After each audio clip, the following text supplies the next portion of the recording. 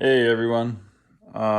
Just kind of wanted to touch base on some questions I've been getting. Mostly what all's involved in supercharging your 5.7. And what else do I have done to the car? I can start with what I did before. There's not really a whole lot. It's got a set of shorty BBK ceramic headers. You can see those kind of, I guess, down in there. It's got a 87 millimeter MMX throttle body. It's got catless mid pipes, JBA catless mids. But other than that, aside from the tune, that's really about all I had done horsepower wise, which, isn't a whole lot, but it did make a difference with the tune and everything. Supercharger wise, obviously the supercharger comes in the supercharger kit. For TORQSTORM, unlike ProCharger, it just comes with the supercharger and mounting hardware and everything you need to get that onto your motor. It comes with the brackets to move your cooling system forward, your radiator supports and such have to come forward a little bit to make clearance room for the fan pulley the supercharger pulley. Anyways, aside from that, with the TORQSTORM, you'll need to get some additional things.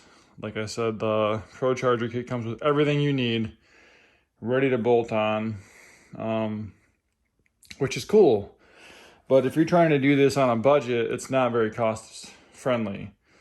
I know the supercharger kits for ProCharger are somewhere in the high 6, low 7 range, 7,000. This TORQSTORM supercharger, I think I got for $2,900. And when you source everything else for it, I mean, there's another chunk of change involved into the project, but it's not nearly as hurtful as going the ProCharger route. In addition to the TORQSTORM, I got some 72-pound 650cc injectors from Fuel Injector Clinic. I also got a 3-bar map sensor. That's really the gist of, getting it to run and drivable. But obviously you need to get an intercooler too. I honestly, I'm doing this on a budget. I got myself a $100 intercooler from eBay. I think it's a CX Racing. It was $100. It's nothing fancy, but it works. The plumbing kit, the piping is the same, about $100, and I just cut everything and found ways to make it work.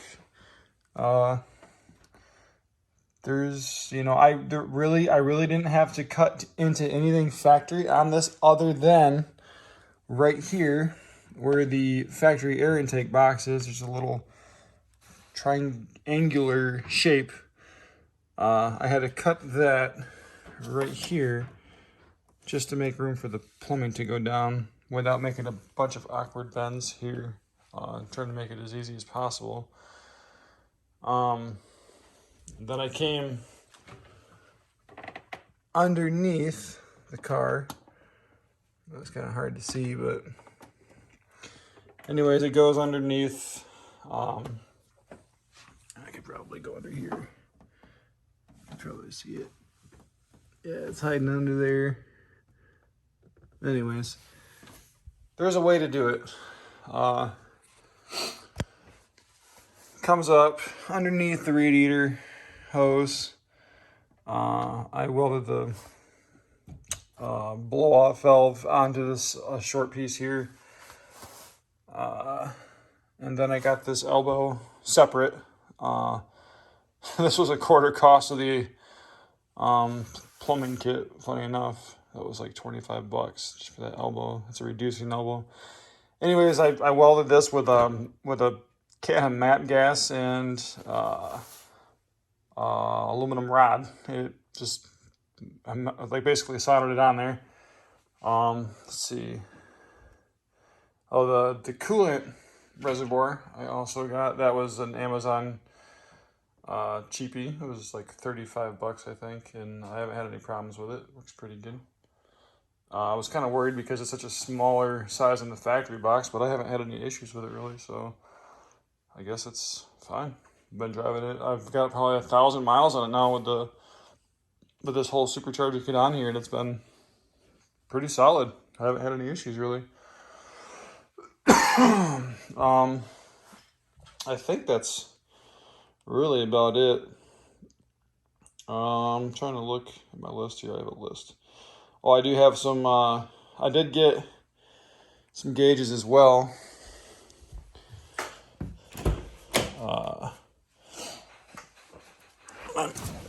This is a police model, so it doesn't have the shifter in the center, and it has the small radio. But I mounted, that was annoying. I mounted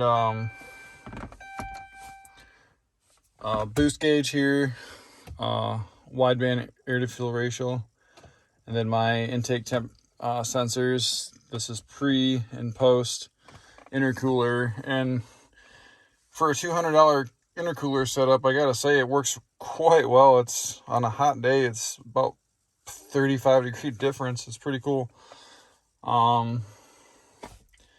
Yeah, this guy right here will run you some money, but it's awesome to have, especially when you're having it tuned via email, because I'm working with Jay Green from Green Racing. He's doing all my tuning, and he uses that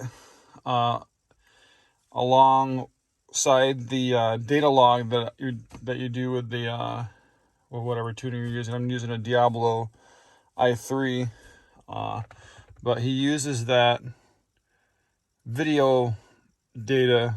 So basically, I've just been sitting here just like this, recording my TAC and my air fuel ratio along with the data log, and he uses those together and can fine tune it a little better. He can get everything dialed in, probably get your air fuel ratio nice and optimized. Yeah, it's great for that, and it's nice to know that your fuel mixture is not running too lean, so you don't have pre-ignition, which is #1 killer of the Hemis, shattering the tops of your pistons. But yeah, other than that, these are glow shift gauges. I know they're on the lower end from what I was reading, but I don't have a problem with them. I think they're pretty cool. They change colors, and you can kind of make it your own thing. Like, you want to do purple? Yeah. Wow. Look at that. How neat is that? Yeah, I just stick with the blue. So, because this one doesn't change colors. I think they probably have some that do, but I didn't get one that does. Not intentionally. I just kind of wanted some gauges that were going to work, and I got these ones. This one's a little pricier because it comes with the air or the oxygen sensors, which you will have to install. Now, I don't know if you're running catless mids like me. And I guess it doesn't really matter because you have to weld bungs in to your mid pipes to screw your oxygen sensors into, or I guess you could weld a nut on there. People do that. But there is a little bit of welding work with that involved, and I have a welder. I am not an aspiring welder. I am not a good welder by any means, but they are on there. They don't leak, so that was my goal. I would love to get better at welding. I had a lot of fun doing it. I just don't really ever play with welding, but I definitely have a desire to get more into it now, because from the first bung to the second one, it looked a lot better, and I was way happier with it. But anyways, yeah, without rambling off too much more than I already am. Oh yeah, I mean, you could, there's a catch can there that I put together. That's also another cheapy. I think that was an eBay $50 purchase. It came with some really, really chintzy, almost garden hose like tubing. I just got some vacuum line. Funny enough, these are actually irrigation fittings because I had a hard time finding 90-degree barb fittings like I wanted. But I kind of ran with these because I'm like, yeah, we'll see how they work, and they didn't have any heat issues, so I'm actually kind of impressed with how good they've worked. Trying to think of anything else. I think that's pretty much about it. Yeah, it's a little bit of a job, but it's definitely doable for you do it yourselfers out there like me. I like to take things apart and hopefully put them back together good. That was fun. It's a lot of fun to drive. It was a lot of fun to build. I definitely plan on doing more with it. I think I'm looking next at sometime soon down the road getting a 309 LSD rear end, because traction is definitely an issue at this point. I definitely cannot just let her rip from a standstill because I'll just spin my wheels. But yeah, it's a lot of fun. It's very, very drivable. It's for what's, I mean, how fast it is when you step on it. It's definitely, the drivability isn't really affected at all. It's actually, when you want to just drive it around like a regular car, it's totally drivable. But when you want to step on it, it's a lot of fun. Well, anyways, I hope that answered some questions for the people who were asking and interested in knowing. If you have any more, feel free to shoot them at me. I'll try to answer them the best I can. And thanks a lot for watching. If you want more info on the build, hit that subscribe. I'm going to be doing some more videos for sure. Like the video. Check out my other ones. I have some runs on there that I was recording for tuning purposes, and those are kind of cool to watch.